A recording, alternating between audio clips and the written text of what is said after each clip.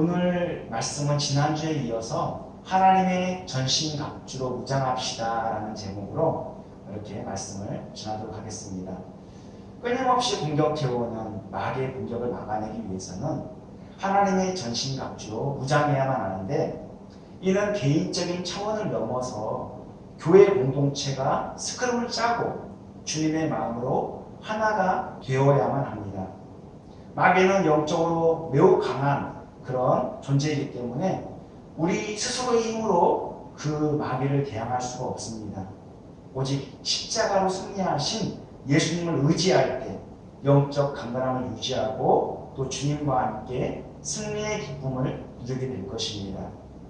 지난 시간에 우리는 하나님의 전신갑주 세 가지 보호 장비에 대한 영적 의미를 살펴보았습니다.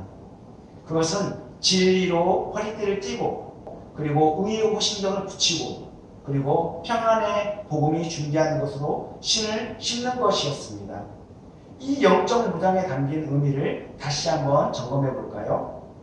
첫 번째 무장은 진리의 허리띠인데요. 이 진리의 허리띠는 가야 할 방향과 목적지를 향해서 집중하고 절제하는 것을 의미합니다.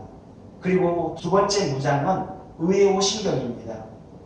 이는 내면을 보호하기 위한 무장으로서 자기 의가 아닌 예수님의 의로 무장해야 함을 일깨워 주었습니다. 그리고 세 번째 무장은 평안의 복음이 준비한 것으로 신을 신는 것입니다. 이는 평안의 복음으로 무장해야 우리가 영적 전쟁에서 승리할 수 있음을 확신케 해 주었습니다. 주님이 우리에게 안겨주신 평안은 세상이 줄 수 없는 그런 평안이죠. 죄와 허물로 하나님과 원수되었던 우리를 화목케 하신 그런 평안입니다. 이 평안의 복음이 우리로 하여금 영적으로 깨어있게 하고 또 믿음의 선한 싸움을 싸우게 하는 원동력이 되게 하는 것이죠. 우리는 이렇게 하나님의 전신갑주로 무장하여 어떻게 공중권세 잡은 마귀의 공격을 막아내며 믿음의 선한 싸움을 싸울 것인지 각오를 새롭게 하였습니다. 오늘은 나머지 두 가지 보호 장비와 한 가지 공격 무기에 대해서 살펴보도록 하겠습니다. 이 말씀을 통해서 저와 여러분 모두가 각자의 신앙을 다시금 점검하고 믿음을 더욱더 확고히 하는 그런 계기가 되었으면 좋겠습니다. 먼저 바울은 본문 16절에 모든 것 위에 믿음의 방패를 가지고 이로써 능히 악한 자의 모든 불화살을 소멸하고 이렇게 말씀하고 있습니다. 여기 나오는 믿음의 방패를 이해하기 위해서는 당시 로마 군인들이 사용했던 방패를 살펴보는 것이 매우 중요합니다. 이 방패는 당시 몸의 절반 정도만 가릴 수 있는 그리스군의 원형 방패와는 차원이 다릅니다. 로마군들은 스쿠툼이라는 사각 방패를 사용하였습니다. 무게를 줄이기 위해서 외곽만 철판으로 두르고 나머지는 여러 겹의 나무 판과 동물 가죽을 조합해서 만들었습니다. 그래서 전술을 운영하는데 많은 장점을 가지고 있었죠. 특히 로마 군인들에게는 큰 방패와 작은 방패가 있었는데요. 그 용도가 달리 사용되었습니다. 큰 방패는 전술 운용에 사용되었고, 작은 방패는 주로 백병전을 하는데 이렇게 사용하였습니다. 스쿠툼이라는 이 큰 방패는 높이가 1.2m 이상입니다. 그리고 폭이 70cm 정도 되고 무게는 10kg에서 15kg 정도까지 이렇게 나가는 무거운 몸 방패입니다. 방향을 그리면서 구부러져 있어서 전신을 이렇게 보호하는 데 충분했습니다. 당시 그리스군은 100명 단위로 대형을 갖춘 반면에 로마 군단, 레기온이라고 하죠. 로마 군단은 정예 부대를 제외하고 기본 조직을 80명으로 슬림화하였습니다. 그렇게 함으로써 기동력을 높일 수 있었죠.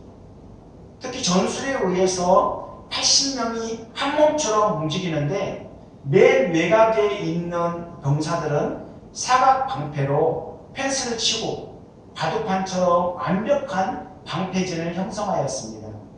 그러면 그 안에 있는 병사들은 방패를 위로 치켜들고 지붕을 만들어서 커버하는 것이죠. 그렇게 되면 화살의 비오도 쏟아져도 뚫고 들어올 수 없습니다. 그리고 주로 그 당시에는 이 투석을 사용하기도 하고 투창까지 이용했는데 돌을 던지고 창을 던져도 그것이 뚫고 들어오지 못하는 것입니다. 그리고 불화살을 쏘고 화전이 주로 많이 있었는데 화전으로 인한 불똥이 그 아군 진영으로 떨어질 수 없는 것입니다.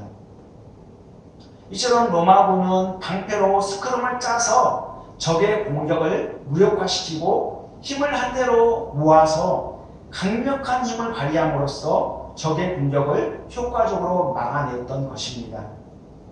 전쟁에서 전열이 무너지게 되면 힘이 분산되게 됩니다. 그러면 이 공격을 막아내기가 어렵죠. 그래서 강력한 방패진을 형성하는 것이 너무나도 중요했습니다. 그리고 작은 방패는 높이가 70cm 정도 되고 무게가 약 5kg 정도 되니까 몸 방패의 절반 정도 사이즈, 절반 정도 무게인데요. 손방패이죠. 전열이 무너져서 각계전투, 즉 백병전을 치를 때 사용했습니다. 이처럼 로마군의 방패는 개인을 보호할 뿐만 아니라 군대의 힘을 하나로 모아서 방어하는 데 최적화된 그런 방어 장비였습니다. 오늘 본문에서 바울이 말하는 믿음의 방패도 신자의 개인을 보호할 뿐만 아니라 교회 공동체를 보호하는 데 최적화된 방어 장비입니다. 무엇보다도 바울은 마귀의 공격을 막아내는 데 있어서 믿음을 매우 강조하고 있습니다. 바울이 믿음을 강조하는 이유가 뭘까요? 마귀가 끊임없이 성도들로 하여금 의심케 만들고 하나님의 약속을 믿지 못하게 만들어 혼미케 하기 때문입니다. 그래서 요한계시록 12장 9절에 큰 용이 내쫓기니 엣뱀 곧 마귀라고도 하고 사탄이라고도 하며 온 천하를 꿰는 자라 그가 땅으로 내쫓기니 그의 사자들도 그와 함께 내쫓기니라 이렇게 말씀하고 있습니다. 여기서 사도 요한은 온 천하를 꿰는 자라고 마귀를 그렇게 규정하고 있습니다. 마귀는 속이고 도적질하고 죽이고 멸망시키는 일을 합니다. 그리고 거짓말쟁이요 혼란케 하여 길을 잃게 만듭니다. 인생의 바른 목적지, 방향을 잃게 만들어서 어디로 가야 할지 또 자신의 정체성이 무엇인지 그것도 잃어버리게 만드는 것이 바로 마귀가 하는 역할입니다. 그래서 하나님의 약속을 외면한 채 과거의 삶을 자꾸 그리워하게 만들죠. 마치 이스라엘 백성들이 출애굽하여 가나안을 향해 가는데 조금만 어려움이 생기면 어떠했습니까? 자꾸 애굽 생활을 그리워하면서 불평과 불만을 토로하였습니다. 그때가 좋았지. 고깃가마 곁에서 고기도 먹고 또 마늘도 먹고 수박도 먹고 오이도 먹고 그때가 좋았지. 자꾸 그때를 그리워하는 거예요. 그때가 좋았으면 얼마나 좋았겠습니까? 애굽에서 종노릇하고 있는 그런 신세인데 이처럼 끊임없이 계속되는 마귀의 공격을 막아내기 위해서 믿음의 방패로 무장하는 것은 정말 중요하죠. 믿음의 방패로 무장해야만 마귀가 주는 의심, 속임수, 정죄, 참소는 남을 헐뜯어서 죄가 있는 것처럼 꾸며 고발하는 것을 말하죠. 그리고 위협 등 온갖 불화살을 다 막아낼 수 있는 것입니다. 마귀는 수단과 방법을 가리지 않고 때로는 광명한 천사로 위장하여 미혹하기도 하고 때로는 우는 사자와 같이 삼킬자를 두루 찾는 모습으로 그렇게 맹렬하게 공격해 오기도 합니다. 이와 같은 위급한 상황에서 우리가 믿고 의지할 대상이 누구입니까? 바로 우리의 구원자 되신 예수 그리스도이십니다. 예수님은 우리의 인생을 끝까지 책임져 주시는 분이시죠. 예수님은 우리를 구원하실 뿐만 아니라 지금도 하나님 보좌 우편에서 우리를 위하여 중보기도 하시며 우리를 도우시는 그런 분이십니다.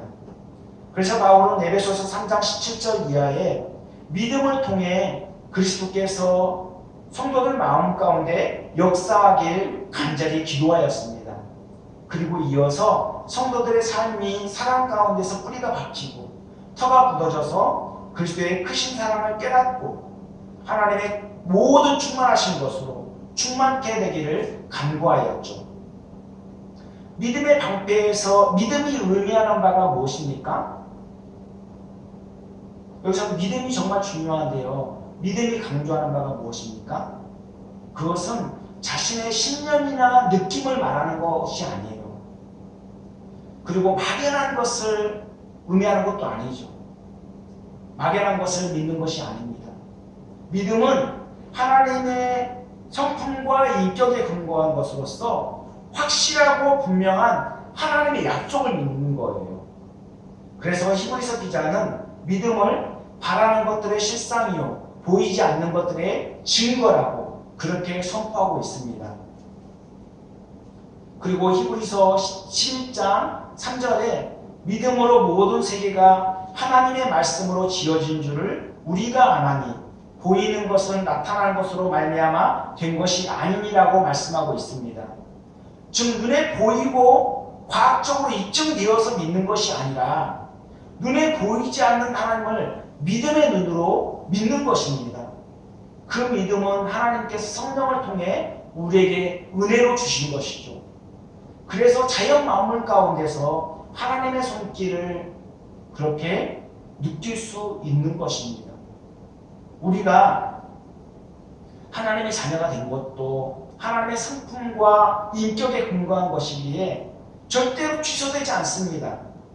또한 영접하는 자, 곧 그 이름을 믿는 자들에게는 하나님의 자녀가 되는 권세를 주셨으니 이 신실한 약속에 근거한 것이기 때문에 실수하고 넘어졌다고 해서 하나님의 자녀인 이 신분이 절대로 박탈되지 않습니다. 아무리 마귀가 의심을 불어넣고 낙심케 하고 정죄한다 하더라도 하나님의 자녀된 신분을 바꾸지는 못합니다. 로마서 8장 1절에 이제 그리스도 예수 안에 있는 자에게는 결코 정죄함이 없나니 이는 그리스도 예수 안에 있는 생명의 성령의 법이 죄와 사망의 법에서 너를 해방하였음이니라 이렇게 선포하고 있습니다. 이처럼 우리가 연약하여 수백 번 넘어지고 만신창이가 되어도 예수님만 믿고 의지하는 우리, 예수 안에 있는 우리를 마귀가 함부로 하지 못한다는 것입니다. 그리고 본문 17절에 구원의 투구를 소개하고 있습니다. 구원의 투구는 무엇을 의미할까요? 투구는 머리를 보호하는 그런 무장이죠. 당시 방패와 갑옷으로 중무장한 밀집 대형을 공격하려면 제일 공격하기 쉬운 부위가 바로 머리였습니다. 그래서 머리를 최대한 보호하기 위해서 머리 전체를 감싸는 투구를 선호했죠. 그 대표적인 투구가 바로 그리스인의 투구입니다. 당시 그리스인의 투구는 눈만 겨우 이렇게 보일 정도로 머리 전체를 감쌌는데요. 이는 시야를 이렇게 많이 가렸어요. 그리고 소리를 잘 듣지 못했어요. 이런 단점이 있었던 거예요. 팀의 승리는 개인의 운명과 직결되기 때문에 팀워크가 매우 중요하죠. 그런데 밀집 대형 전술에서 이 머리 전체를 감싼 투구는 전술 운용에 매우 방해가 되는 겁니다. 팀워크를 자꾸 흐트러뜨리는 거예요. 왜냐하면 시야는 한정돼 있고 지휘관이 소리를 치는데 그 소리를 자꾸 잘 듣지 못하는 거예요.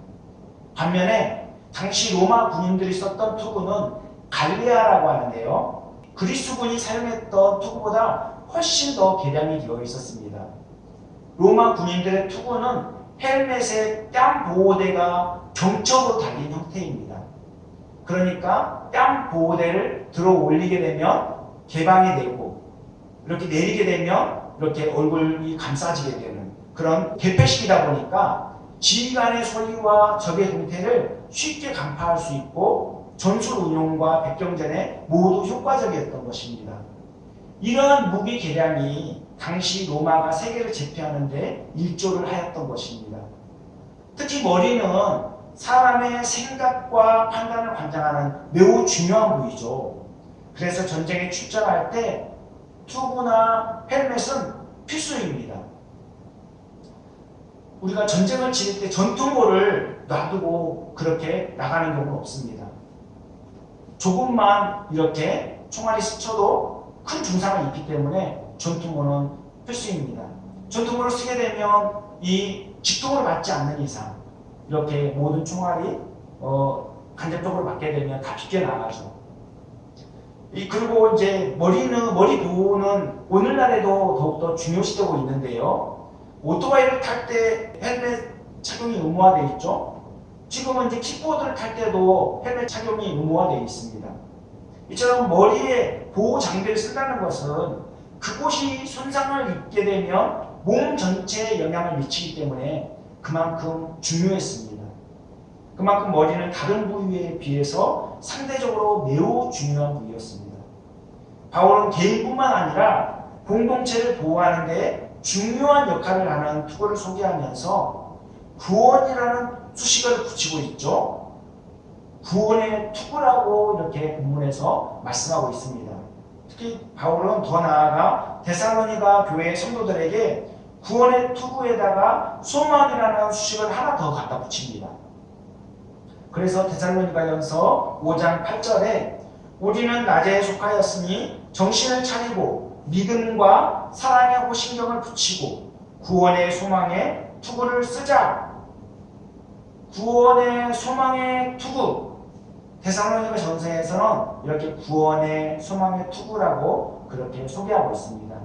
오늘 본문에서는 구원의 투구라고만 나와 있는데 이렇게 수식을 하나 더 갖다 붙인 것이죠. 마귀의 공격에 있어서 우리의 생각을 지키는 것이 너무도 중요하기에 투구에다가 구원과 소망이라는 수식어를 갖다 붙인 것입니다. 성도가 믿음의 길을 가는데 가장 중요한 것은 구원의 소망을 갖는 것입니다. 이 소망을 가지면 현재 어떠한 고난을 당한다 할지라도 다 감내할 수 있습니다. 다 이겨나갈 수 있는 것입니다. 왜냐하면 바울의 고백처럼 현재의 고난은 장차 우리에게 나타날 영광과 비교조차 할 수 없기 때문입니다. 소망은 불확실한 것에 대한 바람이 아니라 확실한 것에 대한 보장을 의미합니다. 희망과 소망은 완전히 다른 개념이죠. 왜냐하면 희망의 주체는 사람이라면 소망의 주체는 삼위일체 하나님이시기 때문입니다. 희망은 어떤 일을 이루거나 얻기 위해서 기대하고 바라는 것을 의미합니다. 이는 불확실한 것에 대한 기대와 바람일 뿐입니다. 그러므로 바람대로 될 수도 있고 안 될 수도 있죠.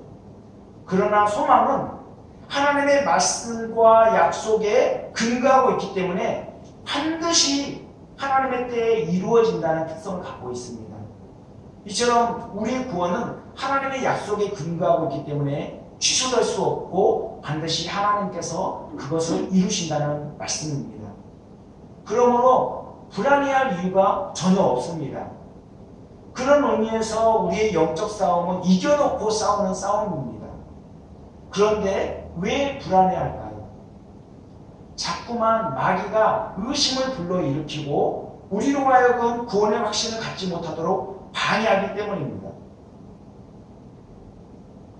마귀는 끊임없이 우리의 생각과 가치관을 세상으로 돌리려고 혈안이 되어 있습니다. 구원의 투구를 쓰지 않으면 마귀에게 생각을 점령당할 수 있습니다. 예수님을 따랐던 가룟 유다가 어찌 되었습니까? 예수님을 은 30에 팔고 비참한 최후를 맞이하였습니다.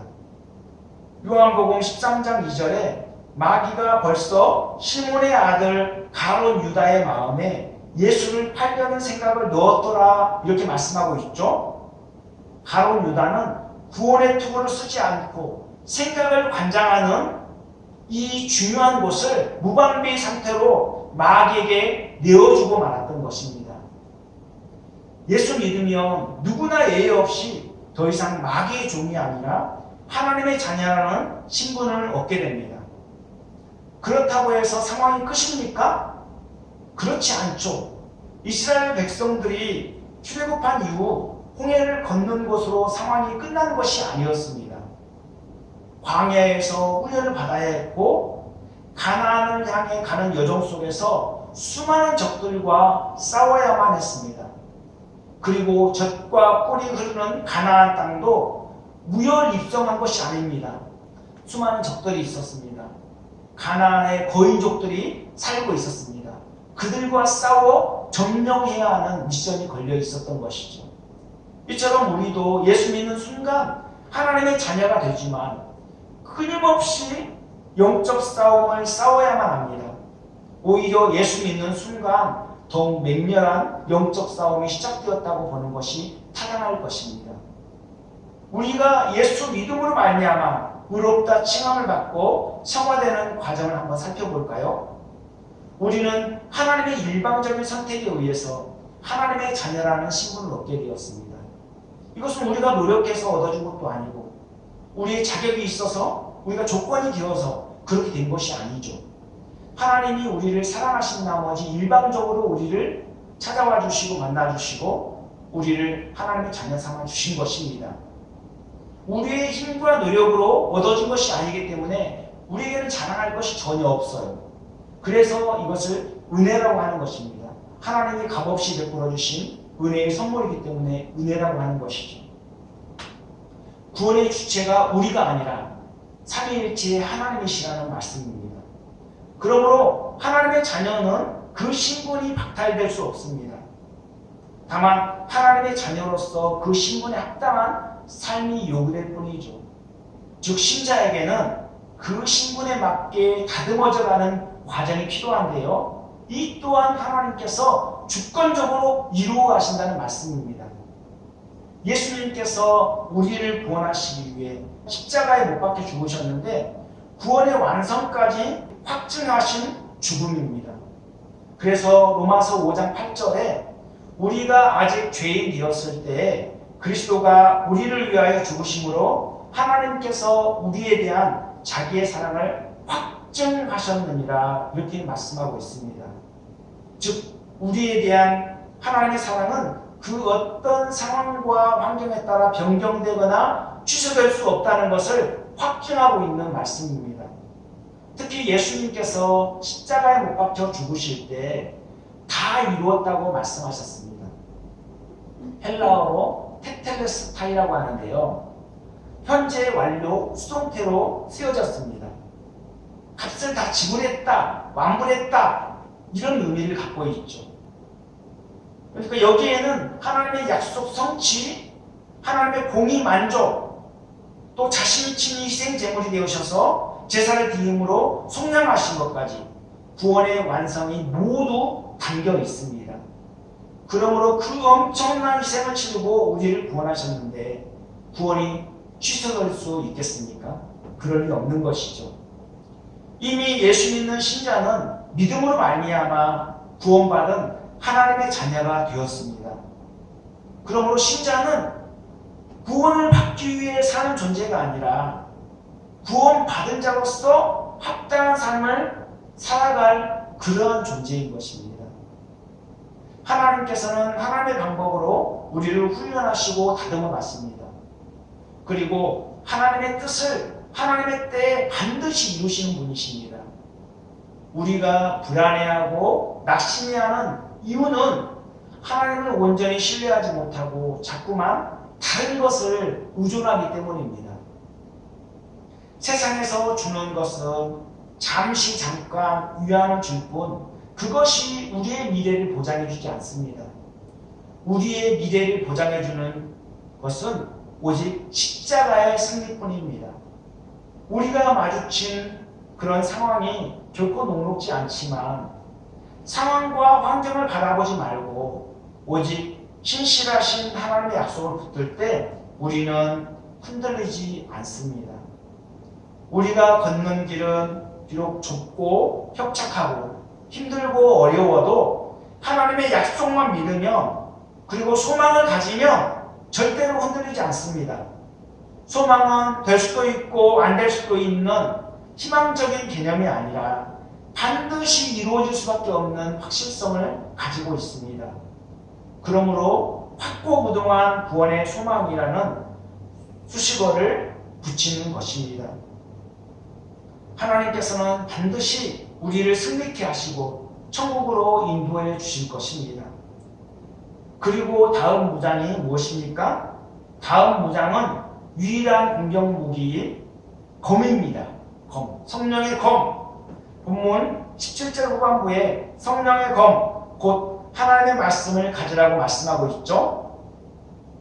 로마 군인들은 기병들의 경우 1m 정도 되는 그런 스파타라고 하는 장검을 사용하였습니다. 그리고 보병들의 경우 글라디우스라고 하는 이 단검을 사용했는데요. 이 검은 양날검입니다. 길이가 약 60cm 정도 되고 무게가 약 1kg 정도 나가는 그런 검입니다. 매우 예리한 검이죠. 글라디우스는 전술을 펼칠 때뿐만 아니라 백병전에서도 매우 유용하게 사용되었습니다.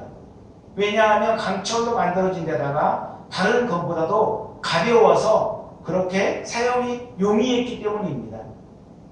어느 정도 적들과 거리가 있는 상태에서는 1차적으로 이 필룸이라고 하는 이 투창이 있습니다. 투창으로 이렇게 던져서 상대의 길을 꺾어 놓죠. 이 투창이 상대 진영의 방패에 박히게 되면 구부러지거나 깊이 박혀서 빼지 못합니다. 그래서 그 방패가 의미가 없어지는 거예요. 무거우니까 그 창이 붙어있는 그런 방패는 사용할 수 없는 것이죠. 그렇게 해서 상대 진영을 무력화시키는 거예요. 그리고 이 칼로 이제 이 전술을 하거나 백병전을 치르는데 전술을 펼칠 때나 백병전을 치를 경우에 검이 무거울수록 불리할 수밖에 없죠. 더욱이 완전 무장을 하고 방패까지 든 상태에서는 이 검을 휘두르기는 쉽지 않을 것입니다. 그리고 로마 군인들은 글라디우스 말고 푸기오라는 이 단검을 차고 있었는데요. 이 단검은 길이가 20에서 30cm 정도 되는 그런 찌르기용 단검입니다. 그래서 적들과 뒤엉켜 싸울 때 매우 효과적으로 사용했죠. 혼전 상태에 있을 때는 이 글라디우스는 이제 어느 정도 길이가 60cm 정도 되니까 아주 밀착되어 있는 상태에서는 단검이 매우 유리하잖아요. 그래서 이것을 같이 썼어요. 글라디우스와 이 푸기오라는 이 단검을 같이 사용해서 효과적으로 그리고 적을 제압하는 전쟁을 치르게 되었죠. 무엇보다도 우리는 검이 가진 특성을 이해하는 것이 중요합니다. 지금까지 소개한 5가지 무장은 적을 제압하거나 무찌르는 용도가 아니라 적의 공격을 방어하는 장비입니다. 아무리 방어를 잘해도 공격하지 않으면 상대를 제압할 수가 없죠. 특히 글라디우스와 푸기오가 전술을 펼칠 때뿐만 아니라 백병전에서도 효과적이었던 점을 감안할 때 성령의 검, 즉 하나님의 말씀은 신자 개인과 교회 공동체를 공격하는 마귀를 무찌르는데 최적화되어 있었습니다. 바울은 이러한 검을 소개하면서 성령의 검을 이야기하였습니다. 그리고 하나님의 말씀이라고 달리 표현하였죠. 예수님께서도 공생애를 시작하기 전에 광야에서 사탄에게 시험을 받았죠. 그때 받을 때 말씀으로 물리치셨습니다. 하나님의 말씀은 우리에게 성령으로 말미암아 주어졌습니다. 우리의 삶 속에서 하나님의 말씀보다 더 강력한 무기는 없습니다. 하나님의 말씀은 우리의 죄를 깨닫게 하고 우리를 회심케 하며 우리에게 위로와 소망을 안겨주는 말씀입니다. 그래서 히브리서 4장 12절에 하나님의 말씀은 살아있고 활력이 있어 좌우의 날선 어떤 검보다도 예리하여 혼과 영과 관절과 골식을 찔러 쪼개기까지 하며 또 마음의 생각과 뜻을 판단하나니라고 이렇게 말씀하고 있습니다. 이렇게 지난 시간에 이어 오늘까지 우리는 2차에 걸쳐서 5가지 방어 장비와 한 가지 공격 무기에 담긴 영적 의미를 살펴보았습니다. 이 모든 무장은 에베소서 6장 13절에 모두 걸려 있습니다. 에베소서 6장 13절에 그러므로 하나님의 전신갑주를 취하라. 이는 악한 날에 너희가 능히 대적하고 모든 일을 행한 후에 서기 위함이라고 말씀하고 있습니다. 우리가 하나님의 전신갑주로 무장해야 하는 이유는 바로 여기 있습니다. 우리의 구원은 너무도 확실하지만 영적 전쟁터에서 현재적 싸움을 힘써 싸우고 믿음으로 굳게 서기 위함인 것이죠. 그러므로 승리했다고 자만해서는 안 되고 수단과 방법을 가리지 않고 공격해오는 마귀를 두려워할 이유가 전혀 없습니다. 우리는 오직 십자가의 승리를 의지하며 우리에게 주어진 믿음의 길에서 믿음의 선한 싸움을 싸워 나가면 되는 것입니다. 이제 말씀 마치려고 합니다. 우리는 지난 시간에 이어 하나님의 전신갑주가 가진 특징이 무엇이며 마귀의 공격에 어떻게 대처해야 할지 살펴보았습니다. 하나님의 전신갑주에서 지난 시간에 배운 세 가지 장비는 진리의 허리띠를 띠고 의의 호심경을 붙이고 평안의 복음이 준비하는 것으로 신을 신는 것이었습니다. 즉 진리의 허리띠를 띠고 가야 할 방향과 목적지를 향해 집중하고 절제해야 합니다. 그리고 의의 호심경을 붙이고 감정선을 건드리는 마귀의 공격에 자기 의가 아닌 예수님의 의로 무장해야만 합니다. 그리고 평안의 복음이 준비한 것으로 신을 신고 어떠한 경우라도 평안의 복음으로 맞서야 영적 전쟁에서 승리할 수 있습니다. 그리고 오늘 본문에 소개된 두 가지 보호 장비는 믿음의 방패와 구원의 투구입니다. 믿음의 방패는 수단과 방법을 가리지 않고 의심을 불러일으키고 유혹하고 속이고 꿰는 마귀의 모든 불화살을 하나님의 약속을 믿음으로 말미암아 막아내는 방패입니다. 그리고 구원의 투구는 신자의 생각과 가치관을 세상으로 돌리려고 하는 마귀의 공격에 구원의 소망을 갖고 막아내는 투구입니다. 그리고 마지막으로 하나님의 전신갑주에서 유일한 공격 무기인 성령의 검, 즉 하나님의 말씀을 갖는 것입니다. 하나님의 말씀은 우리를 살리는 말씀이요 생명으로 인도하는 말씀이요 마귀를 물리칠 수 있는 강력한 무기입니다. 예수님께서 마귀의 시험을 말씀으로 이기신 것처럼 우리도 하나님의 말씀으로 마귀를 물리칠 수 있습니다. 결론적으로 하나님의 전신갑주, 즉 모든 방어 장비와 공격 무기는 신자와 교회를 보호할 뿐만 아니라 믿음에 굳게 서며 마귀를 물리치는 데 초점이 맞추어져 있습니다. 그러므로 신자 한 사람 한 사람이 머리이신 그리스도께 연결된 한 몸이란 사실을 한시도 잊어서는 안 됩니다. 개인적으로 각각 삶의 현장에서 각계의 전투를 하면서도 교회 공동체에 속한 지체로서 주님의 마음으로 하나 되어 마귀와 맞서 싸워 나가야만 합니다. 전도서 4장 12절에 한 사람이면 피하겠거니와 두 사람이면 맞설 수 있나니 세 겹줄은 쉽게 끊어지지 아니하느니라고 말씀하고 있습니다.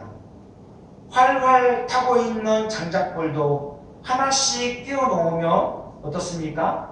얼마 가지 못해서 불이 곧 꺼지고 말 것입니다. 이처럼 교회도 주님의 마음으로 하나 되지 못하면 전혀 힘을 쓸 수가 없습니다. 마귀가 쓰는 전략은 이간질하여 분쟁케 함으로써 우리끼리 힘을 소진하게 만드는 것입니다. 주님의 마음으로 하나가 되지 못하게 하는 것이죠. 우리는 이런 영적 싸움의 본질이 무엇이고 우리가 싸울 대상이 누구인지를 한시도 잊어서는 안 됩니다. 우리의 주적은 마귀입니다. 함께 신앙생활을 하고 있는 지체는 우리가 아끼고 돌보고 서로 사랑해야 될 사랑의 대상입니다. 하늘 가족이고 동역자입니다. 함께 믿음의 길을 걷는 동반자가 있다는 것이 우리에게 얼마나 큰 위로를 줍니까? 존재 자체만으로도 얼마나 큰 힘과 용기를 주고 있습니까? 우리는 소모적인 분쟁을 멈추고 서로 격려해주며 서로를 세워주며 교회의 하나됨을 추구해 나가야만 합니다. 우리끼리 치고받고 싸우면 그것은 마귀가 제일 좋아하는 일입니다. 분쟁이 끊이지 않는 교회에 어찌 복음의 능력이 나타나고 효과적으로 복음이 전파될 수 있겠습니까? 교회는 방황하는 영혼들에게 복음을 전하여 인생의 참된 주인을 만나 새 삶을 살아가도록 돕는 그런 축복의 통로입니다. 그리고 주님의 용사가 되어 믿음의 선한 싸움을 싸우도록 훈련하는 영적 훈련소입니다. 그리고 연약한 자의 약점을 돌아보며 함께 믿음의 길을 힘써 걸어가도록 용기를 북돋아주는 그런 사랑의 공동체입니다. 저와 여러분 모두 나 한 사람쯤이야 이렇게 생각하지 마시고 항상 공동체 의식을 가지면 좋겠습니다. 자신만 위하지 말고 다른 사람을 배려하며 교회의 공동체의 유익을 도모하고 궁극적으로 하나님의 영광을 추구해 나가시길 바랍니다. 우리는 주님 안에서 하나이며 마귀의 공격을 막아내고 함께 천국을 향해 나아가는 믿음의 동지입니다. 교회의 공동체는 스크럼을 짜고 주님의 마음으로 하나 될 때 마귀가 얼씬도 하지 못할 것입니다. 기도하겠습니다. 사랑이 많으신 하나님 아버지, 은혜를 감사합니다. 오늘 지난 시간에 이어 우리는 하나님의 전신갑주로 무장합시다 라는 제목으로 하나님의 말씀을 들었습니다. 이 세상은 마귀가 광명한 천사로 유장하여 끊임없이 미혹하고 때로는 우는 사자처럼 삼킬듯이 공격해오는 그런 영적 전쟁터입니다. 이러한 위급한 상황 속에서 우리는 어떠한 경우라도 하나님의 전신갑주로 무장하길 원합니다. 진리의 허리띠를 띠고 의의 오신경을 붙이고 평안의 복음이 준비한 것으로 신을 신고 믿음의 방패를 가지고 모든 마귀의 불화살을 막아내며 구원의 투구를 쓰고 성령의 검을 가져서 마귀를 무찌르기를 원합니다. 하나님 아버지, 계속 의심있게 만들고 또 구원의 확신을 갖지 못하게 하는 마귀의 전략에 말려들지 않게 하시고 오직 하나님의 약속을 믿고 끊임없이 전진해 나갈 수 있도록 또 믿음의 선한 싸움을 싸워 나갈 수 있도록 우리를 붙들어 주시옵소서. 어떤 경우라도 낙심하지 아니하고 의기소침하지 않도록 우리를 붙잡아 주시옵소서. 그리고 나만 위하는 그런 이기적인 생각을 버리고 가정과 교회 또 내가 속한 모든 영역 속에서 다른 사람을 배려하고 교회 공동체의 유익을 도모하며 궁극적으로 하나님의 영광을 추구하는 우리 모두가 될 수 있도록 붙잡아 주시옵소서. 그래서 예배소서가 강조하는 교회의 하나됨을 추구하는 우리 모든 세대교회 성도들이 다 될 수 있도록 붙잡아 주시옵소서. 이 모든 말씀을 예수님 이름 받들어 기도합니다. 아멘.